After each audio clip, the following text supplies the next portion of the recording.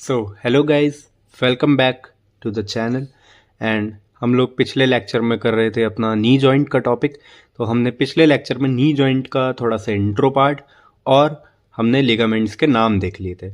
तो इस वाली वीडियो में हम लोग और कवर करते हुए आगे चलेंगे और हम एक एक करके लिगामेंट्स के बारे में थोड़ा थोड़ा डिटेल में जानेंगे।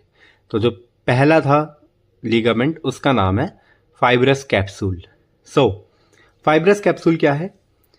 ये काफी थिन, तो पहला point, it is very thin. ये काफी थिन लिगामेंट होता है और ये एंटीरियरली डेफिशिएंट होता है। एंटीरियरली डेफिशिएंट होता है ये, डेफिशिएंट, क्योंकि एंटीरियरली ये रिप्लेस्ड हो जाता है, रिप्लेस्ड बाय लिगामेंटम पटेले, जो अपना जो सेकंड लिगामेंट है, लिगामेंटम पटेले, वो इसको रिप्लेस कर देता है। और कौन कर देता है रिप्लेस इसको? पटेला खुद जो है वो इसको रिप्लेस कर देता है, जो पटेला अपनी बोन है। और एक और मसल है जिसका नाम है क्वाड्रिसेप फिमोरिस। क्वाड्रिसेप फिमोरिस, ये तीन चीजें इसको आगे की तरफ से रिप्लेस कर देती हैं, इसलिए ये हमें दिखाई नहीं देता है आगे की तरफ से। समझ गए? तो इसलिए ये आगे की तरफ से हमें दिखाई नहीं पड़ता, एंटीरियरली डेफिशिएंट होता है, क्योंकि ये तीनों इसे कवर कर देते हैं। और अगर हम इसके पोस्टीरियरली बात करें, मतलब पीछे की तरफ से पोस्टीरियरली अगर हम बात करें, तो ये कहाँ पर अटैच होता है? ये अटैच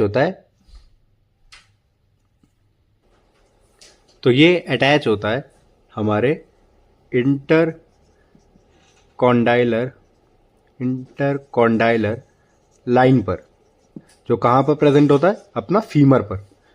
तो पोस्टीरियरली ये इंटरकॉन्डाइलर लाइन में प्रेजेंट होगा, अटैच होगा, जो कि हमारे फीमर पर प्रेजेंट होती है, इंटरकॉन्डाइलर लाइन। ठीक है। और लेटरली, अगर मैं लेटरली की बात करूं, तो लेटरली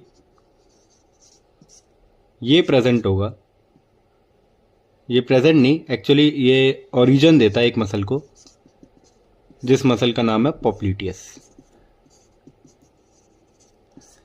पॉप्लिटियस मसल को लेटरली ओरिजिन देता है। पोस्टीरियरली कहाँ पर अटैच होगा? इंटरकॉन्डाइलर लाइन। और एंटीरियरली ये डेफिशिएंट होता है, एंटीरियरली डेफिशिएंट होगा।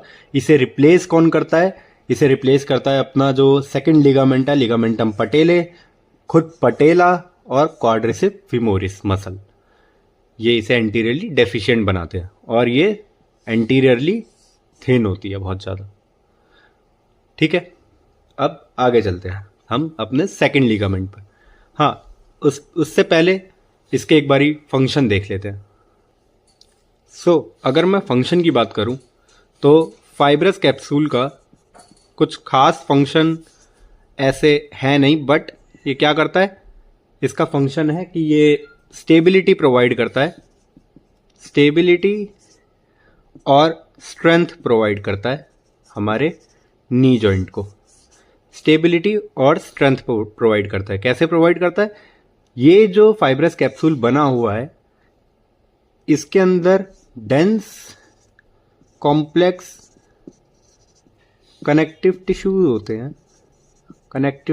प्रेजेंट होते हैं, जिसकी मदद से ये स्ट्रेंथ या स्टेबिलिटी प्रोवाइड करता है हमारे नी जॉइंट को। ठीक है, इतनी बात समझ में आ गई? तो अब आगे चलते हैं। तो जो नेक्स्ट हमारा लिगामेंट है वो है लिगामेंटम पटेले। इसी को अभी हमने देखा था, जो हमारे फाइब्रस कैप्सूल को आगे से डेफिशिएंट बनाने में जिसका रोल था, वो है हमारा सेकंड लिगामेंट, लिगामेंटम पटेले। तो लिगामेंटम पटेले जो है ये अराउंड 7.5 सेंटीमीटर लॉन्ग है और 2.5 सेंटीमीटर ब्रॉड एक लिगामेंट है जो हमारे नी जॉइंट में प्रेजेंट है। ठीक है। अब ये जो लिगामेंट है, ये मान लो मैं ये पटेला बना देता हूं यहां पर, तो इसका जो ये हमारे एपेक्स ऑफ द पटेला से, एपेक्स जो है हमारे पटेला का, वहाँ से ये ओरिजिनेट होता है। एपेक्स ऑफ पटेला से ये ओरिजिनेट होता है और कहाँ तक जाता है, बिलो टू द जो हमारा टीबियल ट्यूबरोसिटी होता है, टीबियल ट्यूबरोसिटी, वहाँ तक इसका एक्सटेंड होता है। अब ये टीबियल ट्यूबरोसिटी कहाँ पर होता है, तो अगर हम टीबिया को पकड़े और इंटीरियर पोर्शन में अगर उसके देखें तो हमें एक अलग सा एक रिज टाइप दिखाई देता है, तो वही अपना ट्यूबरोसिटी होती है वो, तो उसी को ही टीबियल ट्यूबरोसिटी कहते हैं हम। तो वहाँ तक इसका एक्सटेंड होता है। तो ये अपना ligamentum patellae 7.5 centimetre long, 2.5 centimetre broad, extend apex of the patella से टीबियल ट्यूबरोसिटी तक। फिर अगर हम आगे चले तो आगे हमें दिखते हैं मेनिस्कस। मेनिस्कस तो ये दो टाइप के होते हैं, एक होता है अपना लेटरल मेनिस्कस और एक होता है अपना मीडियल मेनिस्कस।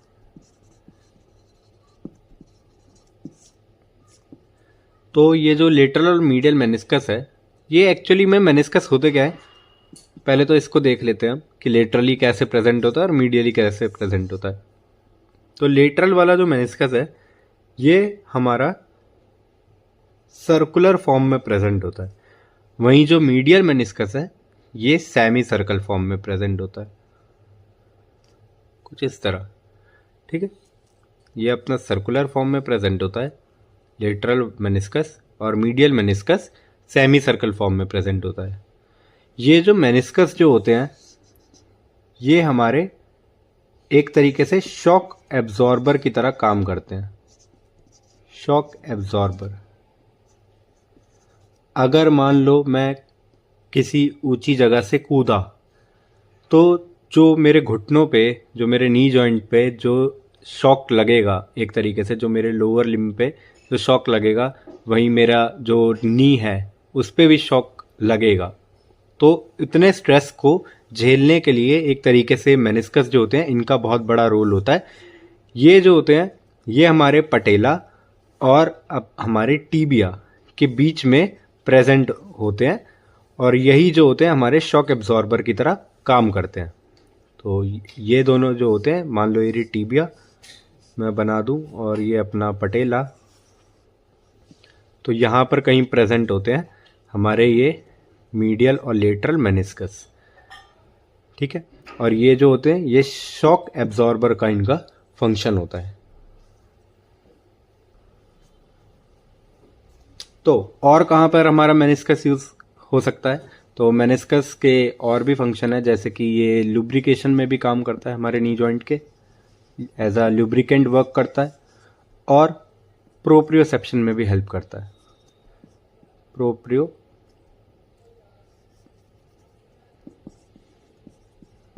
प्रोप्रियोसेप्टिव जो फंक्शन होता है वो भी वर्क करता है, क्योंकि यहाँ पर नर्व सप्लाई प्रेजेंट होती है हमारी, इसलिए ये एक सेंसरी फंक्शन भी करता है। सेंसरी फंक्शन है इसका प्रोप्रियोसेप्शन, तो वो भी ये कंप्लीट करता है। तो ये हमारा था मेनिस्कस के बारे में।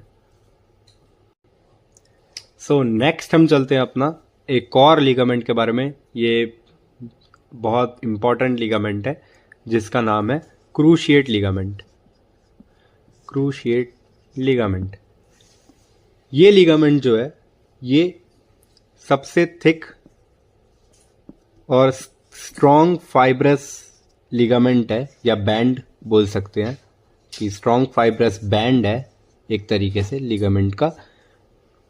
ये जो है क्रूशिएट लिगामेंट ये दो पार्ट में डिवाइड है, एक है एंटीरियर क्रूशिएट और एक है पोस्टीरियर क्रूशिएट लिगामेंट। ये जो लिगामेंट है ये हमारे टीबिया और फीमर के बीच में बनता है।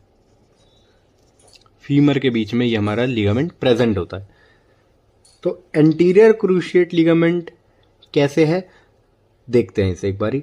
मान लो मैंने ये साइड व्यू है, ये फीमर का और ये टीबिया का। हम मान के चल रहे हैं कि ये कॉन्डाइल है टीबिया का और ये लोअर पार्ट है अपने फीमर का।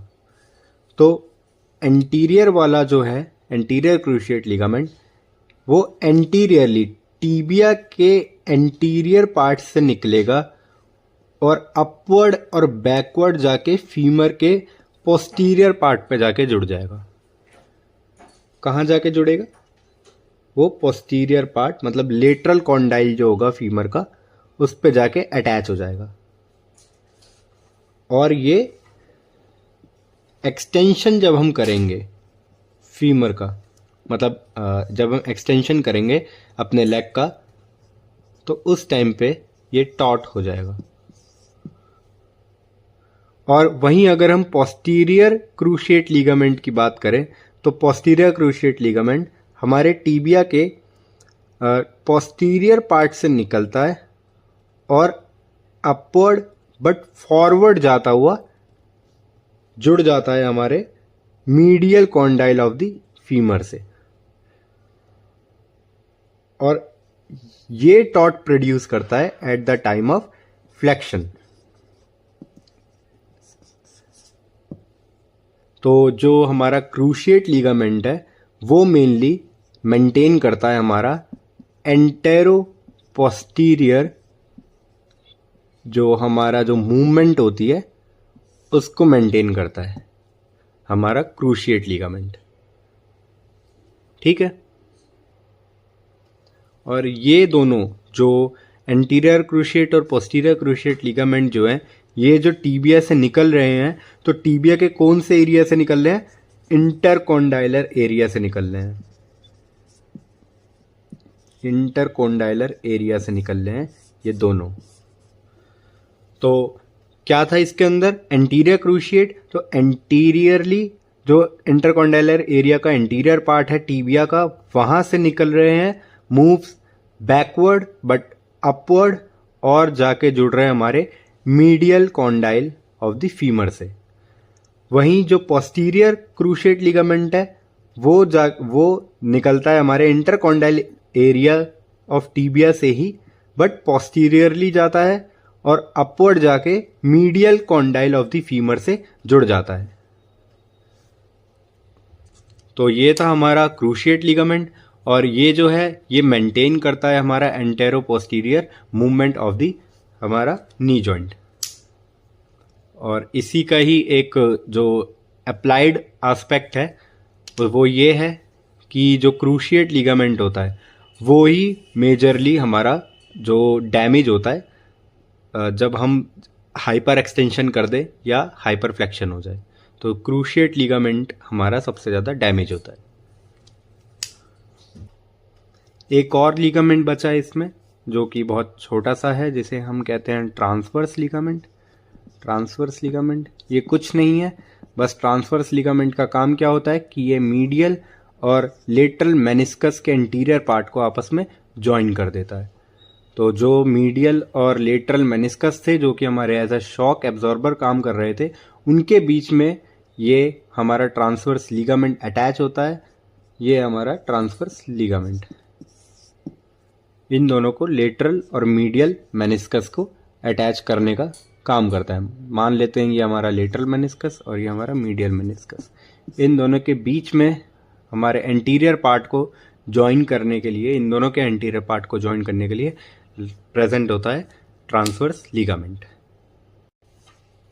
अब हम देखते हैं इसके कुछ अप्लाइड एस्पेक्ट्स या अप्लाइड एनाटमी या क्लिनिकल एनाटमी।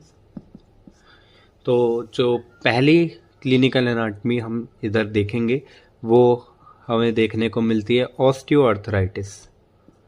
ऑस्टियोआर्थराइटिस ये जो होती है ये एज रिलेटेड डिसीज़ है या डिसऑर्डर है, सॉरी, एज रिलेटेड डिसऑर्डर है ये। तो ये ज़्यादातर जो बूढ़े लोग हैं उनके अंदर देखी जाती है, जो एजेड लोग हैं उनके अंदर, बट ये यंग पीपल में भी हो सकती है, यंग एज में भी हो सकती है अगर कोई अंडरलाइंग डिसीज है, if there is underlying disease, या फ्रैक्चर हो रखा हो नी का, ऐसी कुछ डिसीज अगर कोई हो रखी है या कोई डिसऑर्डर हो रखा है तो यंग एज में भी हमें ऑस्टियोआर्थराइटिस देखने को मिलता है।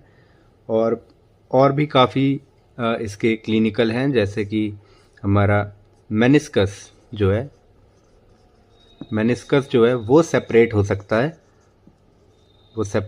सकता है हमारे जो कैविटी है उसमें से, उसकी कैविटी में से मेनिस्कस सेपरेट हो सकता है। ये कब होता है? जब ये फुटबॉलर्स के अंदर देखा जाता है कि जब वो किक करते हैं और तो ज़्यादा तेज़ किक करने की वजह से वो जो मेनिस्कस जो होता है हमारा शॉक एब्जॉर्बर की तरह जो काम कर रहा है वो अपनी कैविटी से सेपरेट हो जाए, तब देखा जाता है ये। और भी कुछ डिफॉर्मिटीज़ हैं जो हमें देखने को मिलती है, जैसे कि एक नाम है जेन्यू वेलगम, ये, और एक और है जेन्यू वेरम। तो जो जेन्यू वेलगम है इससे हम लोग लेमन लैंग्वेज में नॉक नी भी कहते हैं, नॉक नी, और जेन्यू वेरम को बो नी कहा जाता है। तो इसके अंदर हम लोगों ने देखा है कि जो नॉक नी होते हैं उसमें लेग्स कैसे हो जाते हैं, एक एबनॉर्मली एबडक्टेड हो जाते हैं। एबडक्शन का मतलब एक दूसरे के पास आ जाते हैं, मतलब अगर ये एक नी जॉइंट है और ये एक नी जॉइंट है तो दोनों पैरों के जो नी है वो आपस में क्लोजर आ जाते हैं। और जेन्यू वेरम में क्या होता है, एबनॉर्मली एडक्टेड हो जाएंगे। एडक्ट का मतलब अलग अलग हो जाएंगे, मतलब अगर ये है तो ऐसे कुछ, इस पैर में इस तरफ और इस पैर का नी इस तरफ, तो दोनों अलग अलग पोजीशन में हो जाएंगे और मतलब अलग अलग सेपरेट हो जाएंगे। और जेन्यू वेलगम में क्या होगा, नॉक नी में दोनों क्लोजर हो जाएंगे। इसमें एबनॉर्मल एबडक्शन होता है और इसमें एबनॉर्मल एडक्शन।